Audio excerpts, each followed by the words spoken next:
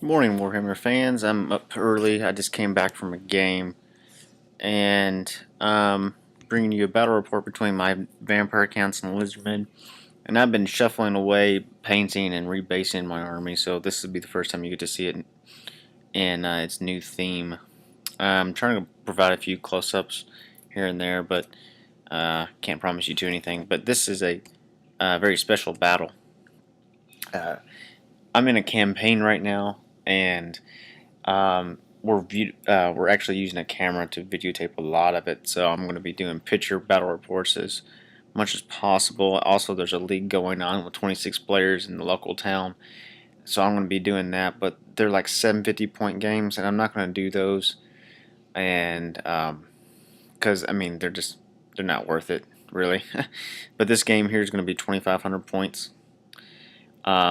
And I say plus 2,500 points. The way this game is set up is it's my general versus another player's general, and they bring along 2,500 points, and we're playing in a campaign of Blood in the Badlands, and you cannot bring another lord as one of the random events.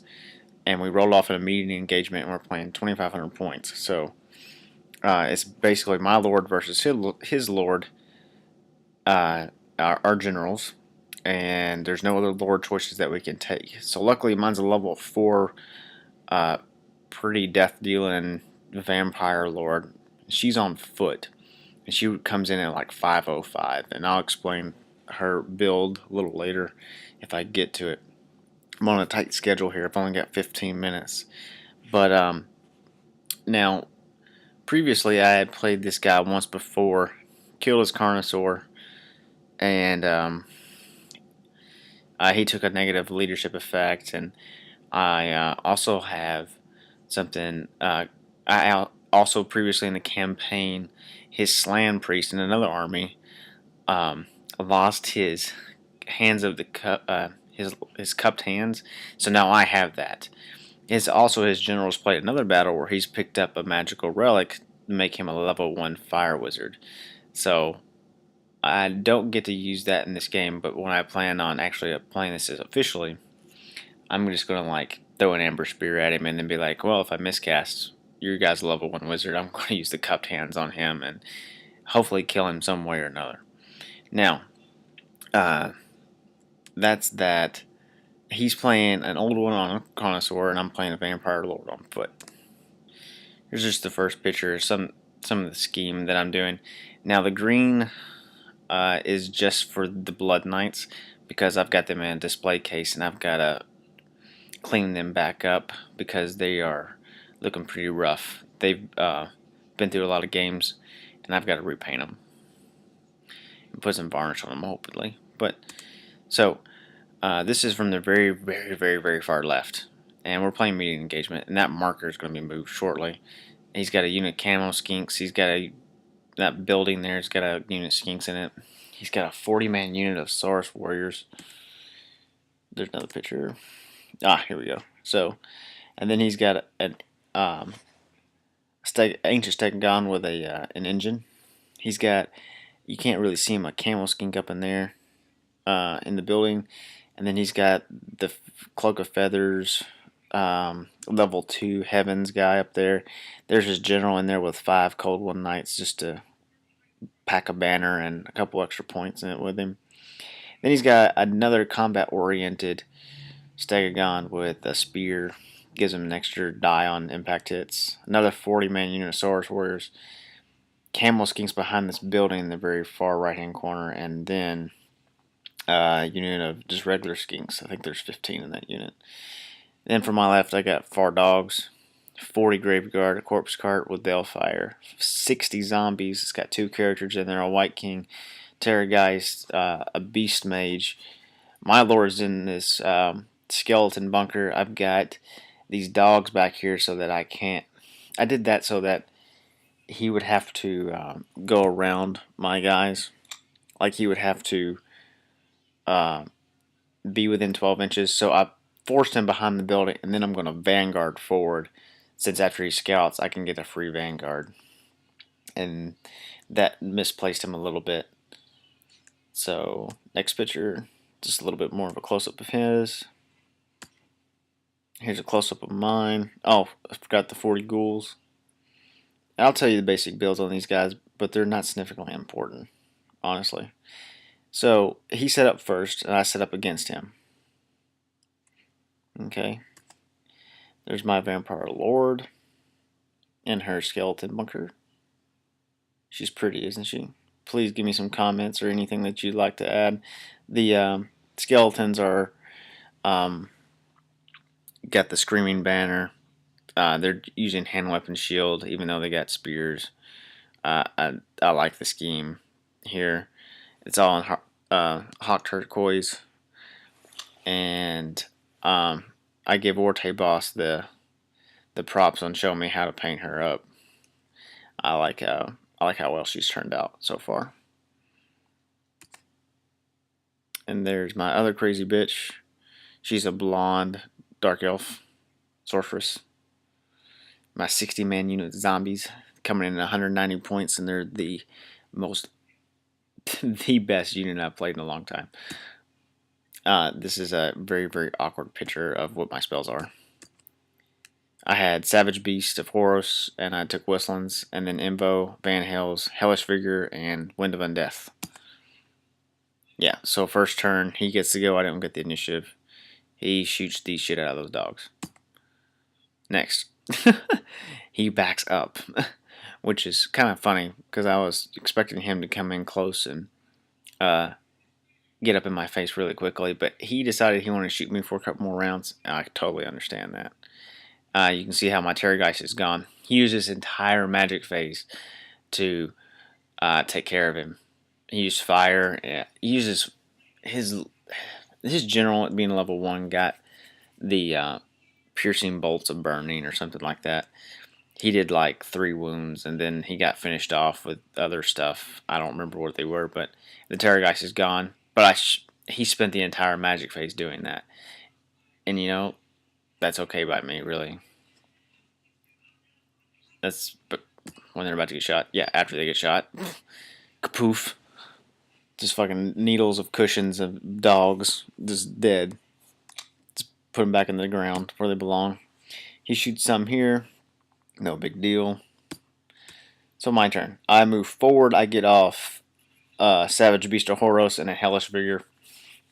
And I put that die there to let me know that my corpse card has its miasma spell off as well. Its bound spell. So that's what it looks like here. Other than that, nothing significant happens. I just have to shuffle forward. Yeah.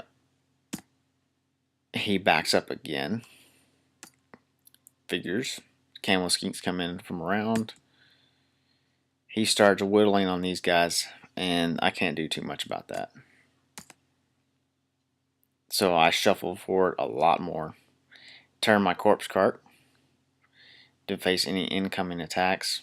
Also, that allows me to, if I need to, charge the skinks.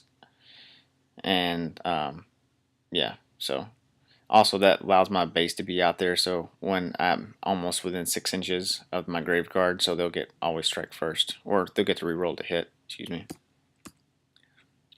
And then I turn my ghouls around. So now he's completely behind me, and then I face him. And he's getting 10 model. Every time he rolls a 6, he's getting 10 points. I don't like that. So I'm turning around. I think I've got the rest of the field. So on his turn, he goes ahead and he decides he's going to charge, which is fine by me at this point. And there's a lot. He's got to go through 60 wounds. And he does. Also, he gets the comment off. Great. Yeah. Let's go. I'm trying to do this in order, but I've got less time than I really want to. So he gets the comment off. I kind of just let it go. I didn't even try. And he sets it back here, and I was just kind of like, sure, no problem. So after that, he does 31 wounds, and I can't get a single wound back on him. I was so disappointed. So disappointed. However, he did get to overrun because his Connoisseur had to, because now it has Frenzy. So the entire unit has frenzy now, which is a nice little plus. Anyways, he lands right in base contact with my skeleton unit. And this is where the fight really starts. I charge here with my Grave Guard. After combat. Okay, I'm going to back up a little bit. My Vampire Lord has a great weapon. She has Quick Blood, she has Red Fury, and Fear Incarnate. With the Screaming Banner, that's a really tough combination. Just look at it. Okay, I don't have time to explain it, but that's probably one of the best combos I've seen so far. Anyway, she has a great weapon, Quick Blood, so she's striking an initiative order with a great weapon, so she's strength 7. I gave her the Potion of Foolhardiness, I gave her the other Trickster Shard, and the Armor of Destiny. So, she's going to chew through armor, and then you re-roll reward saves. Needless to say, I destroyed his Carnosaur. It's actually not on foot. This Blood Knight unit pops that Stegogon just right off the bat. Destroys it. No problem. And actually, I catch him on foot. And actually, we had to go look up the rules. This is the new picture after we looked up the rules. Since I resolved the combat first and broke the unit with the cold one, he did no wounds to me, by the way, which was really funny. I thought I'd have be able to use one of my special abilities, and he did no wounds on me, which was amazing. I got some. I had 2 ward saves that were 4 up, and I made them. So going from here, basically, here's the thing. Since I had resolved the combat at the bottom first, and then the Blood Knights popped the Stegogon, and then I overran into his fleeing model, it gets destroyed. I thought that was really unfortunate on his part. I thought it would be declared charge and he'd get to make another flee, but no, we just run into him and then get a free reform, which is strange. So yeah, so I reform, and basically I am able to take all 3 angles of charges here. I got the flank of Saurus, Stegogon, and the fleeing gold ones. No big deal. My ghouls charged one of those units and took him out. So basically he took his engine on his turn and hit my corpse cart, which is going to pop. And his Saurus unit attacks my dogs, and he rallies his gold ones. And he moves up and fires at some skeletons. So, he uses the burning gate, or the burning thing, takes out a Blood Knight, takes out some skeletons. So on my turn, I charge. All this right here. So this is the very last round of 6. I know it's been going by pretty quickly. So I just took all my points here, and I got off Invocation. And between all that, my Vampire Lord, her Red Fury, on all the Blood Knights, I did, and the skeletons included, I did 21 wounds on that thing before they ever got to attack. That's kind of embarrassing for some Saurus Warriors. But it was a really good match. And when we tallied it up, I only won by 35 points, so it was actually a draw. Now, my opponent was Wes, and he was playing a list he was uncomfortable with, but I told him to humor me a little bit, and I applaud his effort, and it was a really good match, and I look forward to playing this list a lot more. But this is the battle report for now, and I'll be bringing more to you shortly. So have a good night, guys.